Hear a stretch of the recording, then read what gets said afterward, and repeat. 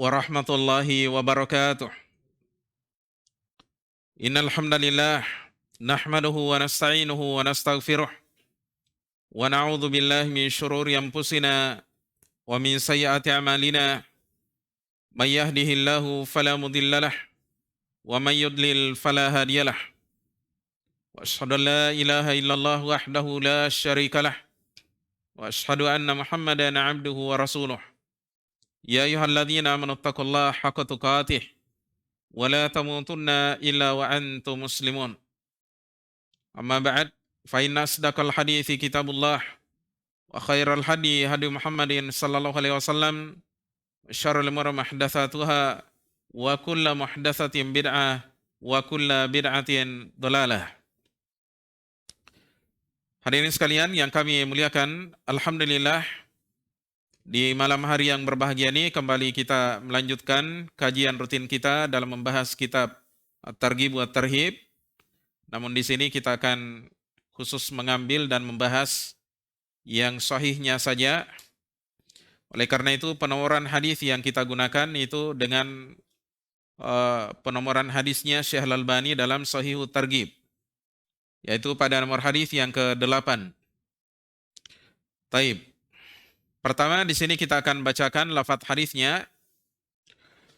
Kata Al-Hafidz Abdul Azim Al-Mundhiri rahimahullahu ta'ala saat membawakan hadis yang ke-8 ini, wa'an Abi Umamah, dari sahabat Abu Umamah. Dari sahabat Abu Umamah. Nanti kita jelaskan siapa nama aslinya beliau. Qala, beliau katakan, Ja'a rajulun ila Rasulillahi sallallahu alaihi wasallam. Ada seorang laki-laki pernah datang kepada Rasulullah sallallahu alaihi wasallam.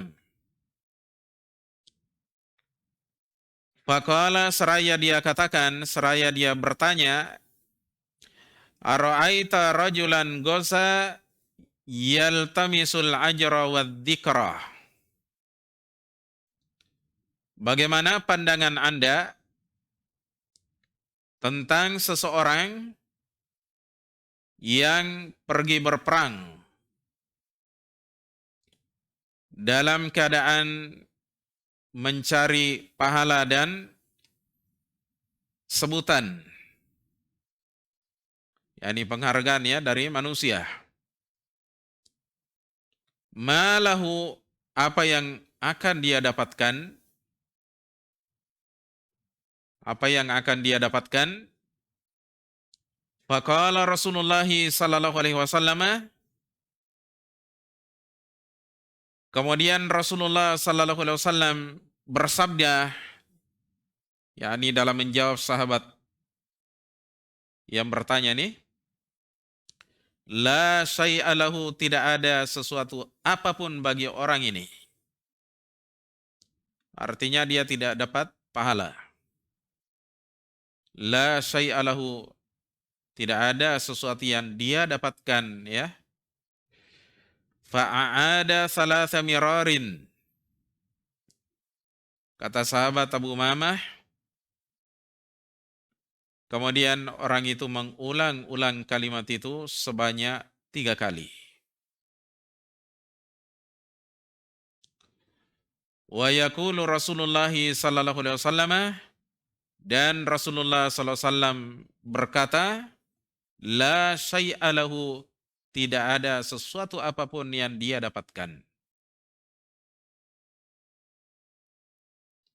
Tsumma qala, kemudian beliau bersabda,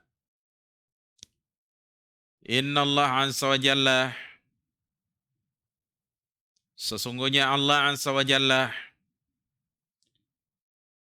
la yakbalu minal amali, tidak akan menerima dari amalan, yakni amalan seorang hamba ya, illa ma kana lahu khalisan, kecuali apa yang ikhlas bagi Allah, wa batughiya bihi wajhuhu, dan dicari dengannya wajah Allah. Rawahu Abu Dawud, hadis ini diriwayatkan oleh Abu Dawud, wan Nasa'i dan juga An-Nasa'i bi isnadin jayyidin dengan sanad yang baik. Dengan sanad yang baik. Wa satati ahaditsu min hadzal nau'i fil jihadi insyaallah taala. Dan akan datang, kata beliau, hadis-hadis tentang makna seperti ini dalam kitabul jihad insyaallah taala. Taib, ini lafaz hadis yang dibawakan oleh Al-Hafidz Abdul Azim Al-Mundhiri rahimahullah di dalam bab yang pertama. Ini jadi kita masih dalam bab pertama, babul ikhlasi wassidiki wan niyatis salihah. Bab tentang ikhlas, kejujuran dan juga berniat baik. Ya. Ikhlas seperti yang telah kita jelaskan adalah tathhirul amali min syawaibihi. Membersihkan amalan-amalan dari noda-nodanya, hal-hal yang mengotorinya, berupa riya, berupa sum'ah, berupa pujian dari manusia, ya, cinta ketenaran. Ini semua adalah penyakit-penyakit yang terkadang merusak amalan seorang hamba. Hadirin sekalian yang kami muliakan, seperti biasanya metode yang kita gunakan dalam mensyarah hadis-hadis targhib wa tarhib, setelah kita bawakan lafadznya, maka kita kembali ke awal dari lafadz hadis yang kita bahas ini, yaitu hadis yang ke-8.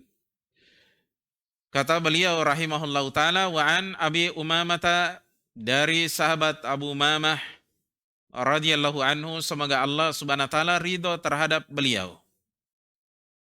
Abu Umamah merupakan salah seorang di antara sahabat yang mulia, sahabatnya Rasulullah sallallahu alaihi wasallam, dikenal dengan kunyahnya. Jadi ada sejumlah sahabat yang dikenal dengan kunyahnya sampai nama aslinya dilupakan oleh manusia. Seperti di antaranya adalah Abu Umamah ini. Nama aslinya adalah Sudai bin Ajlan, pakai shad. Sudai bin Ajlan Al-Bahili. Nisbah ke suku Bahilah.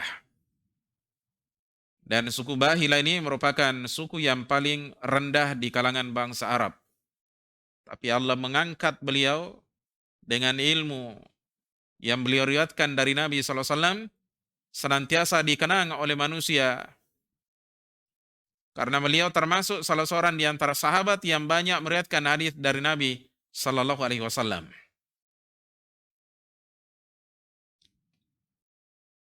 Jadi ada sederet sahabat yang dikenal dengan kunyahnya Abu Umamah Al-Bahili, nama aslinya Sudai bin Ajlan. Abu Hurairah, ya, Abdurrahman bin Sakhar Ad-Dausi. Abu Sa'id Al-Khudri, nama aslinya adalah Sa'ad bin Malik bin Sinan Al-Khudri. Abu Musa Al-Ash'ari, ya, nama aslinya adalah Abdullah bin Qais. Abdullah bin Qais Abu Musa Al-Ash'ari radhiyallahu anhu. Termasuk diantaranya adalah sahabat Abu Bakar As-Siddiq. Banyak di antara kita yang tidak tahu nama aslinya beliau, ya. Nama aslinya beliau adalah Abdullah bin Utsman. Ya, bapaknya juga terkenal, ya, dengan kunyahnya Abu Kuhafah. Ya. Sahabat Abu Umamah Al-Bahili radhiyallahu anhu wafat pada tahun 86 Hijriah. Wafat pada tahun 86 Hijriah. Ya. Baik, kita lanjutkan hadis ini jamaah sekalian. Kata sahabat Abu Umamah Al-Bahili radhiyallahu anhu, "Ja'a rajulun ila Rasulillah sallallahu alaihi wasallam." Ada seorang laki-laki yang pernah datang kepada Rasulullah sallallahu alaihi wasallam. Biasanya seorang sahabat datang kepada Rasulullah sallallahu alaihi wasallam untuk bertanya perkara agamanya, bertanya tentang halal dan haram, bertanya tentang keimanan dan kekafiran, bertanya tentang sunnah dan bid'ah, mana ketaatan, mana maksiat. Ini yang biasa mereka tanyakan kepada Rasulullah sallallahu alaihi wasallam. Karena kalau masalah dunia, para sahabat mengerti tentang dunia. Ya mereka tidak paham adalah urusan akhiratnya, urusan agamanya. Ya syariat mereka, amalan-amalan yang perlu mereka kerjakan, amalan yang harus mereka tinggalkan. Ini yang mereka seringkali bertanya kepada Rasulullah sallallahu alaihi wasallam tentangnya. Maka di sini tidak disebutkan siapa sahabat yang bertanya. Saya berusaha mencari orangnya dari keterangan para ulama, tidak disebutkan siapa namanya. Namun terkadang ada seorang sahabat kadang meriwayatkan hadis dengan menceritakan seseorang, tapi yang dia ceritakan adalah dirinya. Kadang begitu. Ya. Kadang dia bertanya seakan-akan dia mewakili orang lain, tapi sebenarnya yang dia tanyakan adalah dirinya. Baik, terlepas siapa orangnya di sini, kita lanjutkan ya. Ja'a rajulun ila Rasulillahi sallallahu alaihi wasallam. Ada seorang laki-laki pernah datang kepada Rasulullah sallallahu alaihi wasallam. Faqala, seraya dia berkata, seraya dia bertanya, ara'aita rajulan gosa? Apakah pandangan Anda tentang seseorang yang keluar berjihad, ya, berperang, yaltamisul ajra wa dzikra, dalam keadaan dia mencari pahala dan sebutan manusia. Artinya bagaimana hukumnya ada seorang yang keluar berjihad, tapi niatnya bercampur antara ingin pahala dengan ingin penghargaan, ingin sebutan dari manusia, ingin dikatakan sebagai seorang yang pemberani, orang yang hebat. Ini yang ditanyakan oleh sahabat ini, bagaimana keadaannya orang yang seperti ini? Yani apakah dia mendapatkan pahala atau tidak? Malahu, apa yang dia dapatkan? Iya. Faqala Rasulullah sallallahu alaihi wasallam, kemudian Rasulullah sallallahu alaihi wasallam bersabda, la syai'a lahu, tidak ada sesuatu apapun untuknya. Artinya dia tidak mendapatkan sedikit pun apa yang dia amalkan tersebut. Tidak ada pahala yang dia dapatkan. Kenapa jamaah sekalian bercampur amalannya dengan ya penyakit-penyakit yang menghancurkannya, yaitu penyakit ya hubbus syuhrah, ya, cinta ketenaran, hubbul madh, cinta pujian dari manusia.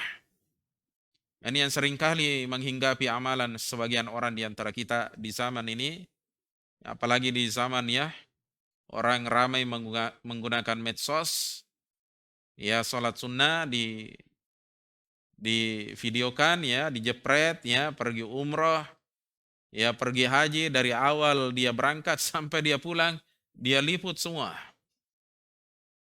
ya berdoa dia liput seakan-akan dia khusyuk, padahal cuma cari perhatian dari manusia. Ya. Dan musibahnya lagi jamaah sekalian, kalau yang melakukan hal yang seperti ini adalah orang-orang yang terpelajar, belajar agama. Karena melihat orang-orang lain ya sibuk ya melakukan seperti itu, terbiasa dengan hal-hal seperti itu, dianggap biasa. Oleh karena itu, dengan majelis seperti ini kita mengingatkan hal-hal yang seperti ini supaya amalan kita terjaga. Karena orang di zaman kita ini jamaah sekalian terbiasa dengan hal-hal yang seperti itu, memamerkan amalnya di Facebook, ya di Twitter misalnya atau di media-media lainnya, ini ramai dilakukan oleh mereka jemaah sekalian. Jangan sampai kita ikut melakukan apa yang dilakukan oleh orang-orang yang seperti ini. Sampai kadang ada orang dia tidak mau bersedekah kecuali diliput sedekahnya. Ini kan musibah ya. Ya. Jadi kata Nabi SAW, la syai'a lahu. Tidak ada sesuatu apapun yang dia dapatkan. Tidak ada sesuatu apapun baginya. Fa'adaha thalatha mirarin. Kemudian orang itu mengulang-ulangi hal itu. Ya, pertanyaannya, kalimatnya dia ulangi sebanyak 3 kali jamaah sekalian. Maka wa yaqulu Rasulullah sallallahu alaihi wasallam la syai'a lahu, dan Rasulullah sallallahu alaihi wasallam pun ya selalu menjawabnya dengan la syai'a lahu. Tidak ada sesuatu apapun baginya. Ini kalimat la syai'a lahu. La syai'a ini bahasa Arab, ya la-nya di situ namanya disebut dengan la nafiyah lil jins. Ya, menafikan semua jenis. Ya. Jenis perkara yang ditiadakan oleh Nabi SAW. Orang ini bertanya jemaah sekalian tentang pahala, dan pahala itu adalah sesuatu yang diharapkan oleh manusia. Maka Nabi menjawab la syai'a lahu, tidak ada sesuatu apapun ya. Artinya berupa pahala bagi amalan yang dia lakukan ketika dia mengharapkan pujian dari manusia, sekalipun dia mengharapkan juga pahala dari Allah Subhanahu wa taala.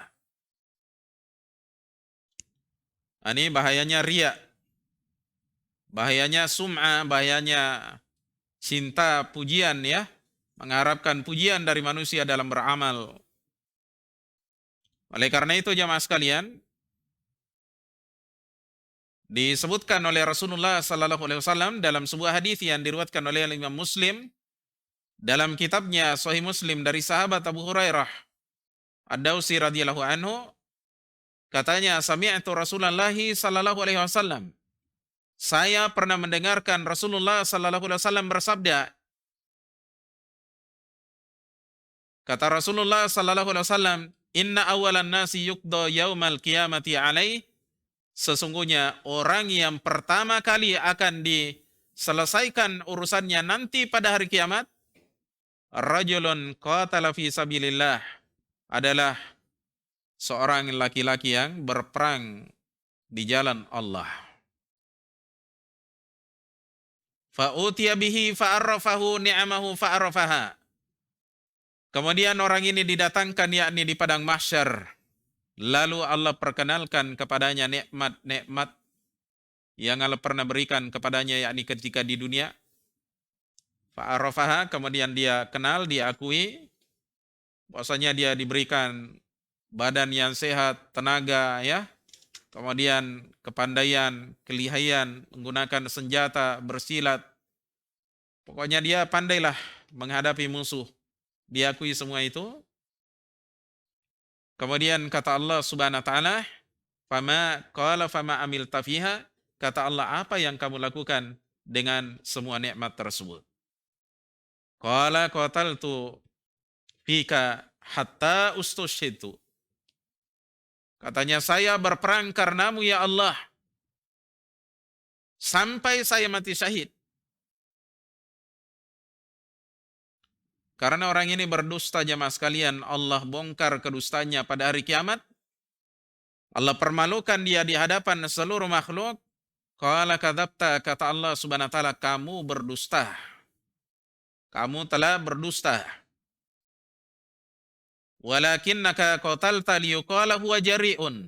Akan tetapi dahulu engkau berperang supaya dikatakan bahwasanya engkau adalah seorang yang pemberani. Wa qad qila, dan sungguh hal yang seperti ini telah dikatakan kepadamu, yakni diucapkan oleh manusia kepadamu. Manusia telah memberikan pujian, berikan gelar, penghargaan.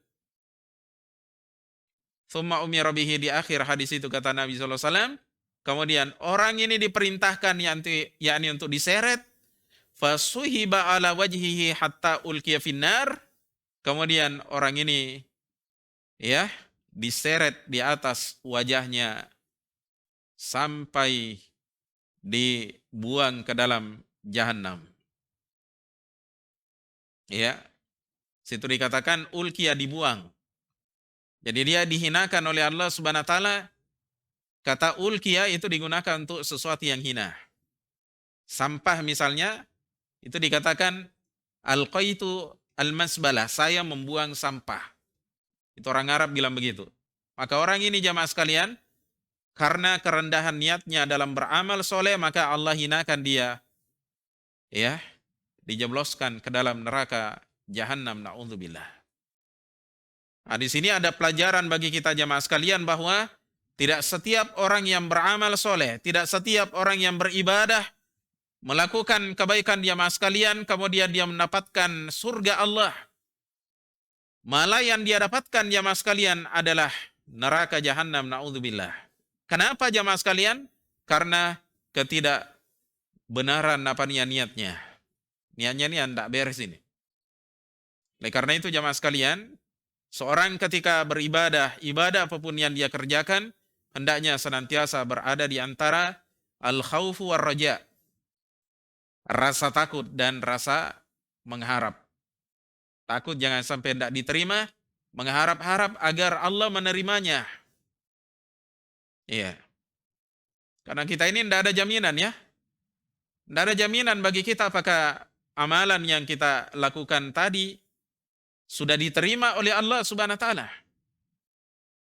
Oleh karena itu Nabi SAW, para sahabat, ketika mereka selesai melakukan amalan, mereka memperbanyak doanya kepada Allah Subhanahu wa taala, taqabbal minna innaka antas samiul alim. Itu mereka berdoa seperti itu.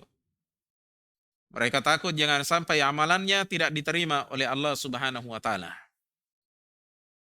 Ya, dari sini juga dijelaskan oleh Ibnul Qayyim rahimahullah, kenapa kita disyariatkan mengucapkan istighfar sebanyak 3 kali jamaah sekalian selesai kita melaksanakan sholat.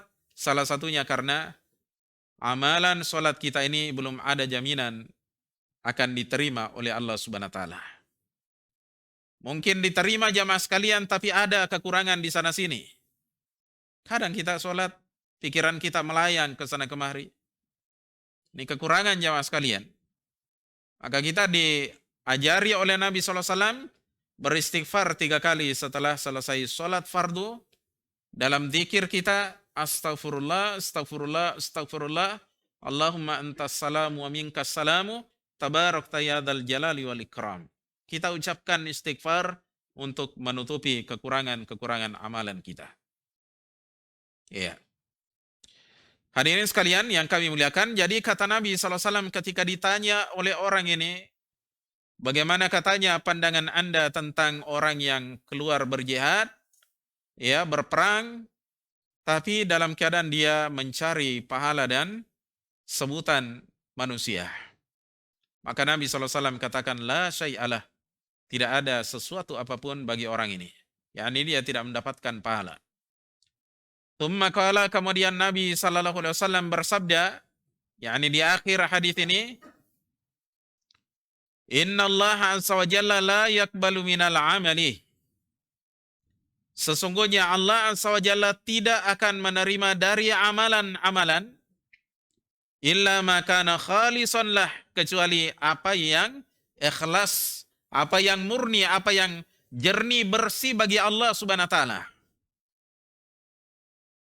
Jadi ikhlas itu ibaratnya kita membersihkan, menjernihkan amalan kita. Wa batughiya bihi wajhullahi, dan diinginkan dengannya wajah Allah. Dicari dengannya wajah Allah. Karena kita ini ingin bertemu dengan Allah. Karena Allah adalah sesuatu yang paling kita cintai jamaah sekalian. Ketika seseorang memiliki sesuatu yang dia cintai, pasti dia ingin bertemu dengan cepat. Dia berusaha mencari jalan bagaimana dia bisa bertemu dengan sesuatu yang dia cintai. Iya. Sekalipun dia harus berkorban jamaah sekalian, sekalipun dia harus menderita. Ya. Sama ini kalau kita mau menikah ya. Menikahi seorang wanita ya, harus susah-susah cari uang panai dulu ya. Kalau kita cinta ya, kalau enggak ya itu urusan Anda ya. Tapi kalau kita serius, ya insya Allah ta'ala kita berusaha mencari apa yang bisa kita berikan kepada orang yang kita cintai. Ya, sama juga dengan Allah Subhanahu wa taala.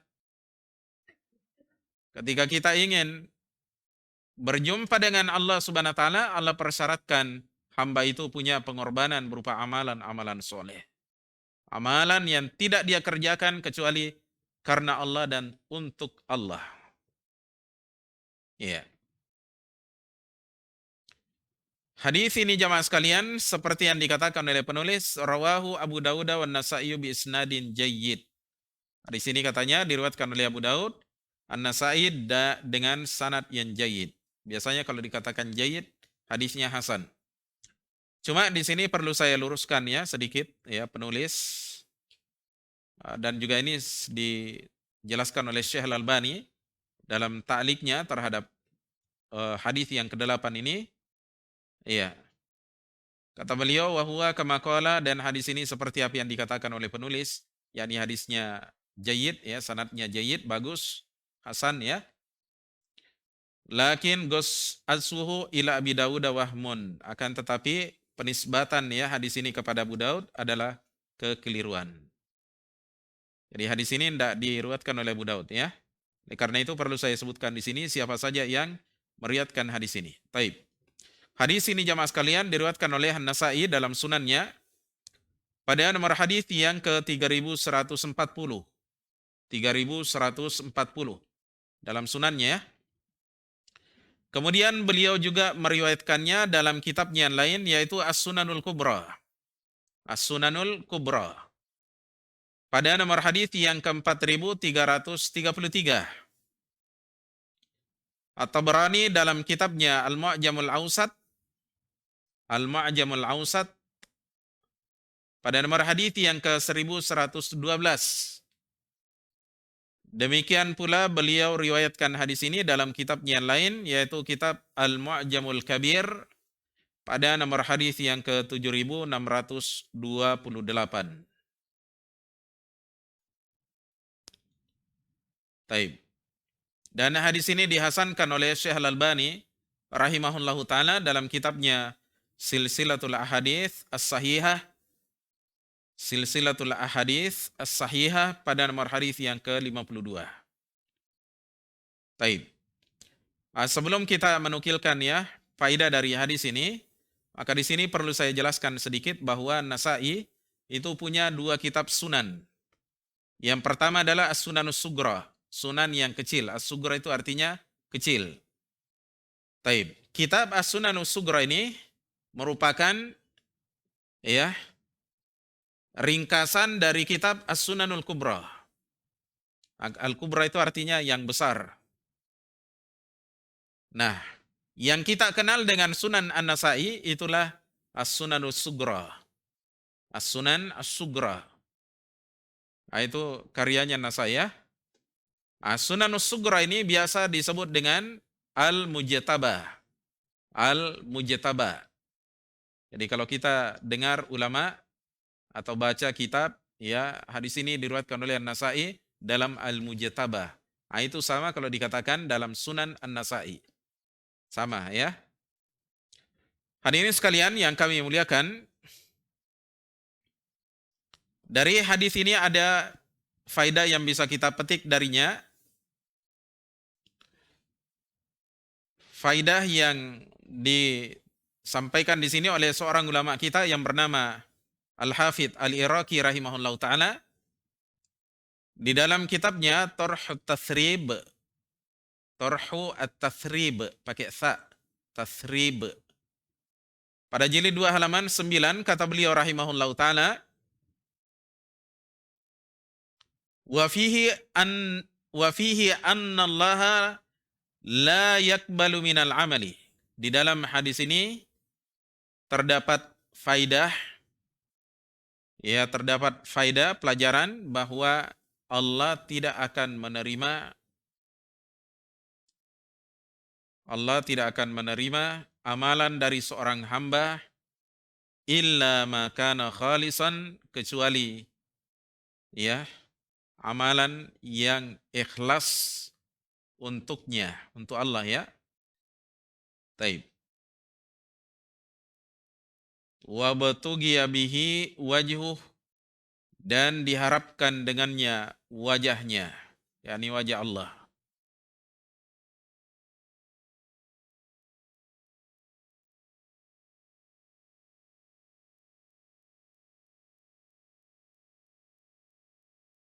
Taib. Kemudian faidah yang kedua, kita nukilkan dari seorang ulama kita yang bernama Al-Amir As-Sun'ani. Al-Amir As-Sun'ani rahimahullah, di dalam kitabnya Subulus Salam jilid 2 halaman 464, kata beliau rahimahullahu taala, yakunu hadza dalilan, hadis ini menjadi dalil ala annahu idza stawal ba'itsani, bahwa apabila dua pendorong, yakni pendorong dalam melakukan amalan, yaitu pahala dan sebutan manusia misalnya, ya pahala dan sebutan manusia misalnya seimbang, ya. Ya, bahwasanya apabila dua pendorong, ya, yaitu pahala dan sebutan manusia misalnya seimbang, batalal ajru, maka pahala seseorang akan hancur. Iya. Jadi dia tidak dapat pahala.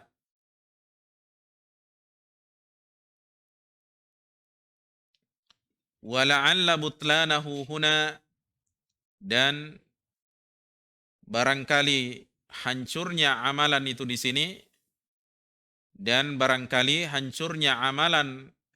sini, li khususiyati talabi dzikri, karena ya eh, adanya harapan terhadap sebutan manusia. Adanya harapan terhadap sebutan manusia. Artinya dia mau disebut-sebut. Ya, mau dipuji. Li'annahum qalaba amaluhu lirya'i. Karena amalannya berubah menjadi riya. Karena amalannya berubah ya menjadi riya. Ya. Jadi seorang yang riya adalah orang yang beramal karena ingin diperhatikan, ingin disanjung, ingin diangkat-angkat, ingin dipuji. Ya. Nah, inilah yang menghancurkan amalan seseorang.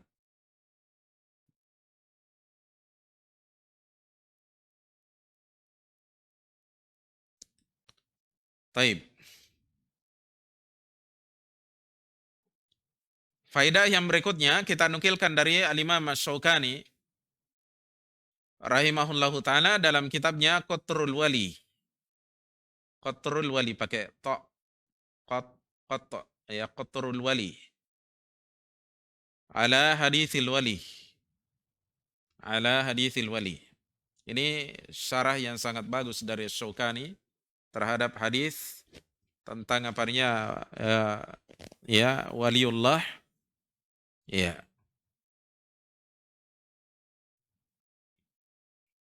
Ini kitabnya nih.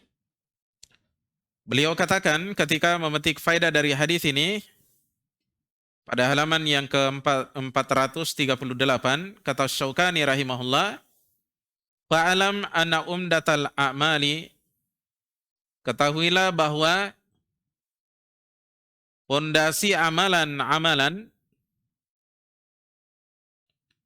allati tatarattabu 'alaiha sihhatuha aw fasaduha, yang di atasnya lah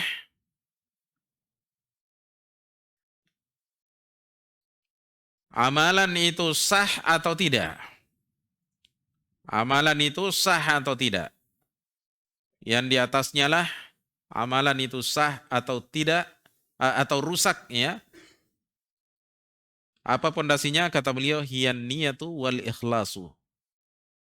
Dia adalah niat dan keikhlasan.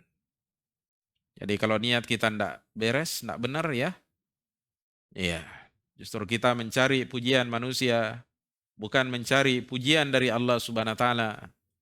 Maka tidak ada yang kita dapatkan jamaah sekalian. Amalan kita tidak akan sah. Kita hanya mendapatkan ya rasa capek, sia-sia apa yang kita lakukan karena ya Allah hancurkan. Pondasinya tidak beres, tidak ya, lemah. Taib.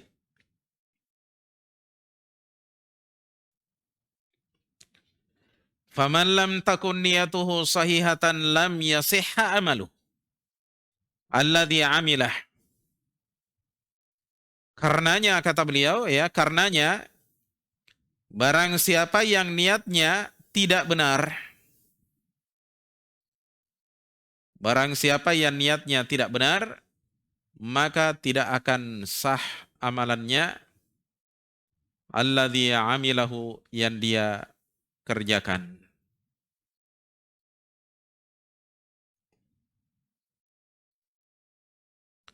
Wala ajruhul mutarattabu alaihi, dan tidak pula ada pahala yang tercipta atasnya. Dan tidak ada pula pahala yang tercipta di atasnya. Ya.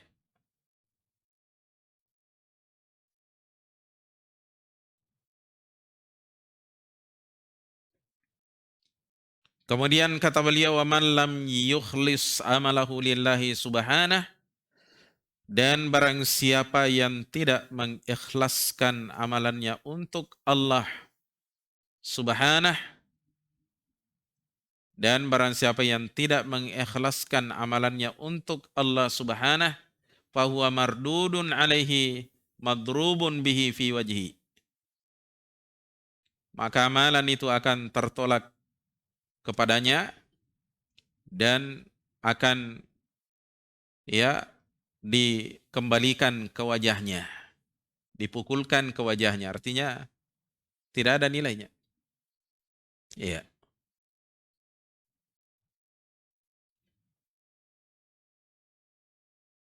Wa dzalika kal 'amilil ladzi yasubu niyatuhu birriya'i.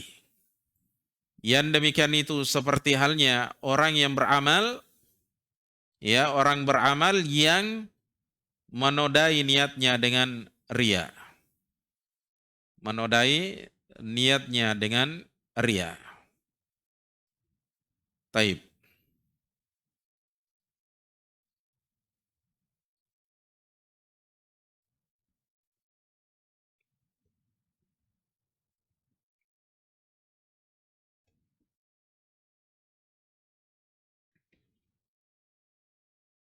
Taib. Di azani dulu ya. Faidah yang berikutnya dari hadis ini, fihi wujubu mura'atil amali. Di dalam hadis ini terdapat keterangan tentang wajibnya memelihara amalan-amalan, wa tathhirihi min syawaibihi, dan membersihkannya dari noda-nodanya, dan membersihkannya dari noda-nodanya. Jadi kita harus, ya, wajib bagi kita untuk selalu memperhatikan amalan kita. Ya, jangan asal kita ibadah. Upayakan kita berusaha semaksimal mungkin untuk mengikhlaskan amalan kita. Terkhusus amalan-amalan yang harus kita sembunyikan jamaah sekalian. Seperti sholat tahajud kita, sholat-sholat sunnah kita, seperti misalnya bacaan Quran kita. Ya, karena ada sebagian orang di zaman kita ini, kalau baca Quran, wah dia liput, Masya Allah. Apalagi kalau bagus bacaannya. Kalau dia jadi imam, pasang kamera di sini. Untuk apa pasang kamera? Beda halnya kalau orang lain yang pasang, bukan kita yang mau, ya itu bukan urusan kita, urusan orang lain ya. Ya, tapi kalau kita sendiri yang pasang begitu ya kurang bagus tentunya. Untuk apa kita pamerkan ya? Iya. Kita bersedekah, sedekah yang sifatnya sunnah itu harus kita semaksimal mungkin ya menyembunyikannya. Kecuali kalau ada tujuan yang lain, kita ingin mengajak orang lain, memberikan semangat kepada orang lain untuk ikut bersedekah, sekali-kali boleh kita lakukan ya. Kita tampakkan di hadapan orang supaya orang lain ikut bersedekah. Iya. Tapi ini terkadang ya, bukan dijadikan sebagai kebiasaan. Iya. Oleh karena itu para sahabatnya Nabi SAW dahulu ketika mereka ingin bersedekah, mereka letakkan sedekahnya di masjid. Atau dia titip kepada satu orang dan minta dirahasiakan. Jangan ada yang tahu. Misalnya mereka dahulu mau sumbang makanan, sumbang uang untuk fakir miskin. Itu mereka berusaha menjaga amalannya, dia sembunyikan amalannya supaya tidak ada yang tahu. Sampai pernah ada kejadian ya, di zamannya Nabi SAW, seorang sahabat namanya Ma'an bin Yazid. Dia masuk ke masjid, dia tidak tahu kalau di sedekah yang ada diletakkan di bagian depan masjid itu adalah sedekah dari bapaknya. Sementara bapaknya tidak ingin sebenarnya memberikan sedekah itu kepada anaknya karena sudah ada mungkin pemberian khusus untuk anaknya. Maka diambil tanpa dia sadari kalau itu adalah sedekah bapaknya. Nah, di sini ada isyarat bagi kita bahwa para sahabat dahulu itu berusaha menyembunyikan sedekahnya semaksimal mungkin.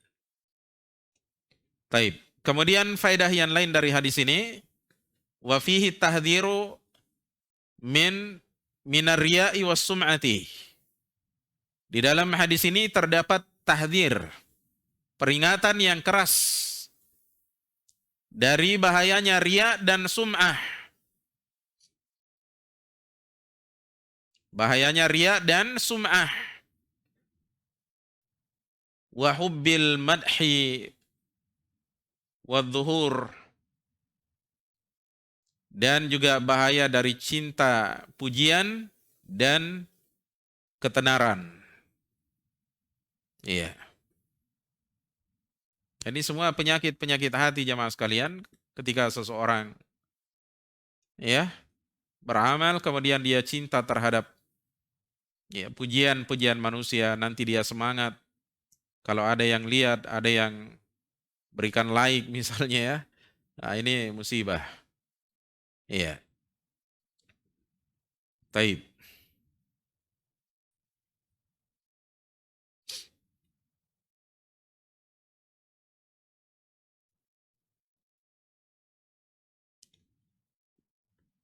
Nah, ini sejumlah faedah yang dapat kita sebutkan dari hadis ini dan kita cukupkan dulu ya. Saya sebenarnya sudah ya capek. Tadi saya ngisi daurah di Jannatul Firdaus, hampir 3 jam saya ceramah. Suara saya sudah setengah mati ya. Tapi mudah-mudahan apa yang kita dengarkan malam hari ini insya Allah ya, sekalipun itu sedikit, mudah-mudahan di dalamnya ada pelajaran yang dapat kita amalkan. Subhanakallahumma bihamdika, asyhadu an la ilaha illa anta, astaghfiruka wa atubu ilaik. Assalamualaikum warahmatullahi wabarakatuh.